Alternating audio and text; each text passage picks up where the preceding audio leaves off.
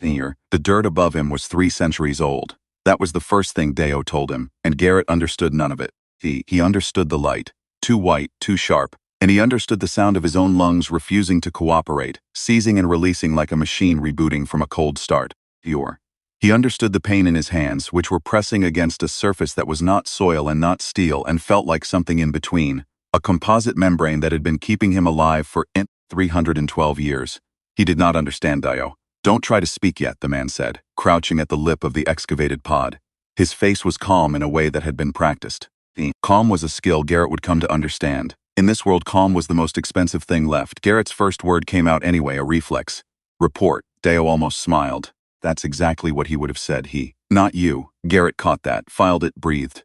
The sky above Dio's shoulder was the color of old bone.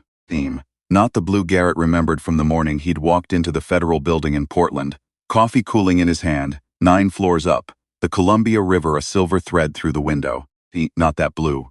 This was a sky that had been through something and hadn't recovered, thick with particulate, layered like sediment, the sun somewhere behind it pressing through as a pale disk with no warmth. Thought is left of the earth, Garrett thought, looks exactly like what it smells like. Ash, copper, time. Theo helped him out of the pod with a grip that was familiar. Confident, practiced. The grip of a man who had done this before or was built with the memory of doing it before. Garrett would learn which one, and it would take him longer than he expected to make peace with the answer. His legs worked, his hands worked, his sidearm was not where it should have been. "Help. You're looking for your weapon," Dio said. "Where is it?" 70 meters northeast. We swept the dig site for scavengers before we opened you up. I have it. You'll get it back when your vestibular system catches up. Garrett looked at him. The man he was Dio. He was also, in the shape of the jaw and the slight asymmetry of the eyes, someone else. Someone Garrett had known. Someone who had filed paperwork on his behalf and argued with him about methodology, and once, in a parking garage in Seattle, pulled him back from a shot he'd almost taken too early. "Tony," Garrett said. "His clone," Dio said. Not apologetically, just accurately. "I have his memories up to a point. After that I have my own. I've been watching over the site for 11 years. I'm the one who decided it was time." Garrett looked at the sky again. "How bad?" Dio didn't answer immediately. Dead. He turned and walked, and Garrett followed, because following was what you did when you didn't yet know enough to lead. "Bad enough," Dio said, "that they didn't finish the job. Still, which means there's still a job to finish. The memories came back wrong at first. Scenes. Not wrong in content, every scene that surfaced was true. Garrett was certain of that the way you are certain of things you have paid for with your body. But wrong in sequence. Theme. He would remember the smell of an alien craft before he remembered what an alien looked like. Or he would remember the sound of Director Chen's voice telling him to stand down before he remembered why she was afraid. He remembered the blue liquid before he remembered what it was for. The first time Dio pressed the vial into his hand, translucent, the color of deep water, warm to the touch in a way that glass shouldn't be, Garrett held it and felt something shift in his chest. Not fear, recognition. "They made this," he said. "Yes, to make us stronger for their armies. That was the original intent." Dio watched him. The agency had a different idea about who it belonged to. Garrett drank it. The memories didn't come like a flood. They came like a door opening onto a long corridor, and in the corridor there were rooms. And in each room there was something he had known and lost, and was now finding with the particular intimacy of, identifying his own belongings after a fight. The briefings, the photographs, the alien infrastructure embedded in American institutions like a parasite, silent, patient, generational. Reverend Jeremiah C. Hope. The face of a man who looked like exactly the kind of person you'd trust with something important, which was, Garrett understood now, the entire point. He had been the one to find it. He had been the one they tried to stop. He had been the one who said, "Bury me, save me for later, whatever later looks like," and later it turned out looked like this. A bone-white sky, a clone of a dead friend. 300 years of nothing, and then the specific functional anger of a man who has unfinished business and has just been handed his tools. "Tell me about Piak," Garrett said. Dio was quiet for a moment. "The way you are quiet before you describe something you've been describing to yourself for years, trying to make the shape of it accurate." "The conqueror," he said. The one who finished it. Not the one who started it. That was Hope, and Hope is long dead by natural causes, which is the only mercy in this whole story. Piak came after. Piak is the one who looked at what was left of us and decided it wasn't enough. Decided we needed to be gone entirely before they could call it done. How many survivors? Confirmed settlements, 47. Estimated total population, between 60 and 90,000. He paused. Down from 8 billion. Garrett sat with that number. He didn't try to feel it all at once, because you can't, and trying would have broken him. And being broken was not something the situation had time for. He felt the edge of it. He let the edge be real. Then he set it down the way you set down something heavy when you need both hands. Tell me about their structure, he said. Tell me about their weak points. Deo looked at him, and in his eyes, Tony's eyes almost, there was something that might have been relief. He said you'd do that, Deo said softly. That, when Garrett wakes up, he won't cry. There. He'll start asking questions.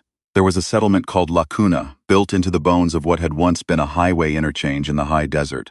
Soon. The survivors had turned the concrete pillars into walls and the overpass decks into roofs, and the underground utility runs into tunnels. And the result was something that looked, from a distance, like the ruins of a civilization and was up close a civilization. Small, weathered, careful. The kind of thing that only exists because specific people refuse to let it stop existing.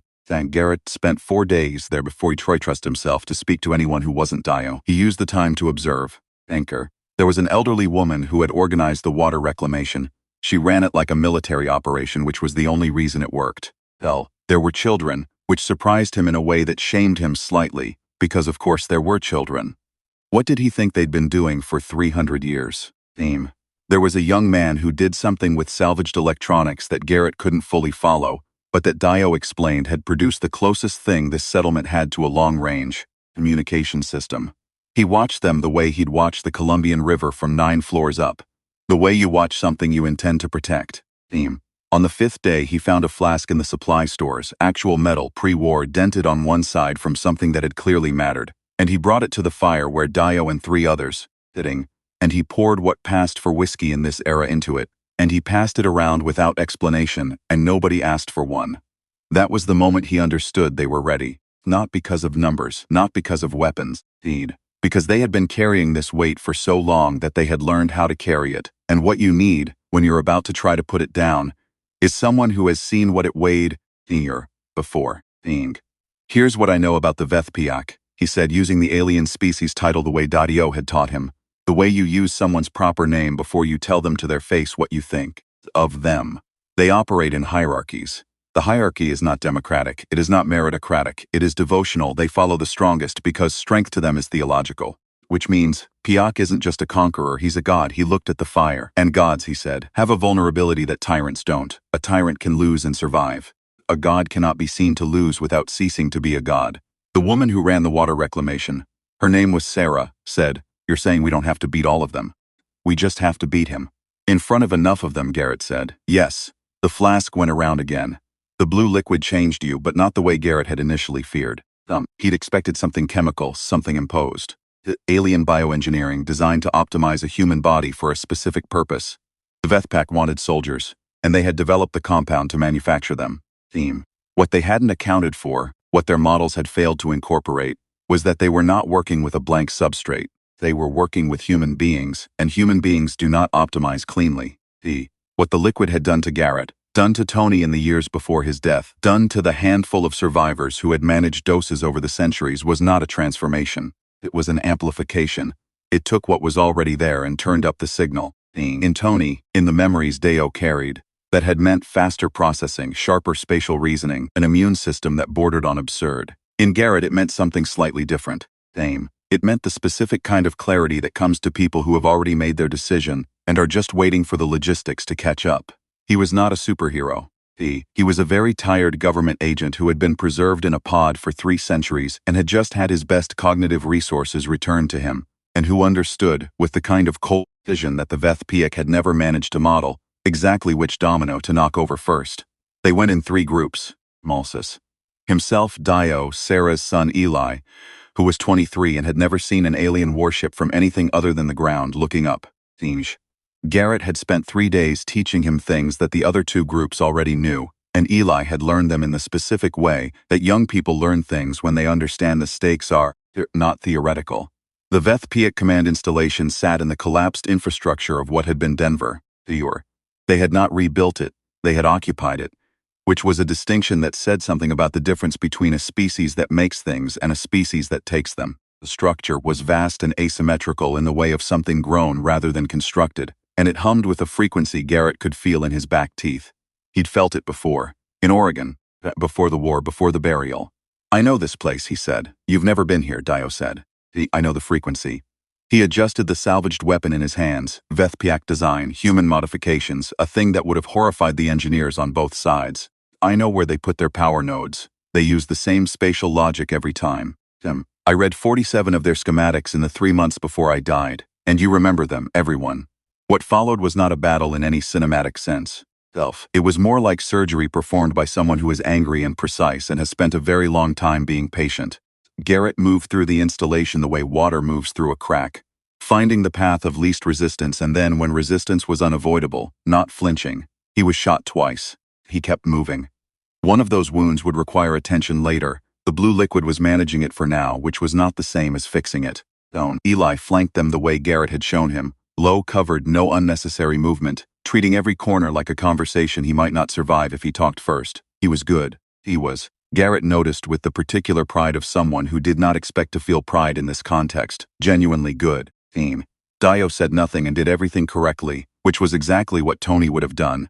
Piak was in the center of the installation, in the space that had once been a city's transit hub, now converted to something ceremonial in the Vethpiak tradition. Objects arranged in patterns that were not aesthetic but theological, the conqueror seated on something that was not a throne and was performing the function of one. Around him, attendants, guards, the devotional architecture of a god who expects worship and has received it for so long that it has stopped being interesting. Garrett, and did not immediately understand what he was seeing. Garrett gave him a moment. He was not without mercy. Then, he spoke in the Vethpiak formal register. The language of challenge, which was the only language a god was required to answer. I am Garrett Brown. I was buried before your war. I was made from the same compound you used to build your armies, and I woke up from your victory to tell you that it didn't take. He raised the weapon. You built us to be stronger. You should have thought harder about what that meant. Piak moved. He was fast. He was strong. He was exactly as powerful as the accumulated theological authority of a species that had worshipped him for 3 centuries could make him. He was also fighting a man who had spent 312 years in cold sleep and had woken up with every reason in the world not to lose. It was not a fair fight. Garrett had made sure of that. What the Vethpiak attendants saw that day was not a human victory in the terms they would have recognized. It was something quieter and more devastating. Their god pushed to the edge of his own power. They saw him adapt, and then they saw that his adaptation had been anticipated. He saw a human who moved like someone who had already had this fight in his head thousands of times, and was simply performing the conclusion. And they saw in Piak's face the expression that no god's face is supposed to wear, the expression that means I did not know this was possible. Piak did not die. That had never been the point. He fell. He was seen to fall. In a theology built entirely on the proposition that the strong cannot fall, that was not a survivable event, not for the theology, not for the god. Garrett stood in the center of what had been a transit hub and looked at the Vethpiak attendants and guards, and the ringed audience of his own people, who had filtered in from the access tunnels. Sarah, with her arms crossed, Eli bleeding from one hand and not noticing, Deo standing just behind Garrett's left shoulder, exactly where Tony always used to stand. Go home, Garrett said to the aliens. Whatever home means for you, I don't know where that is. I don't know if it's somewhere you'd recognize, but whatever it is, it's better than this. He was not sure they would listen. He was not certain of anything anymore except that he was tired in a way that 3 centuries of sleep had not touched, and that the flask was in his jacket, and that the sky outside, when Eli later told him, had been shifting towards something that might, in a few decades, resemble the color it used to be. He hummed something on the walk out, an old song, his mother's. He couldn't remember the words. He hadn't been able to remember them for 300 years. But the melody was right there, the whole time, waiting.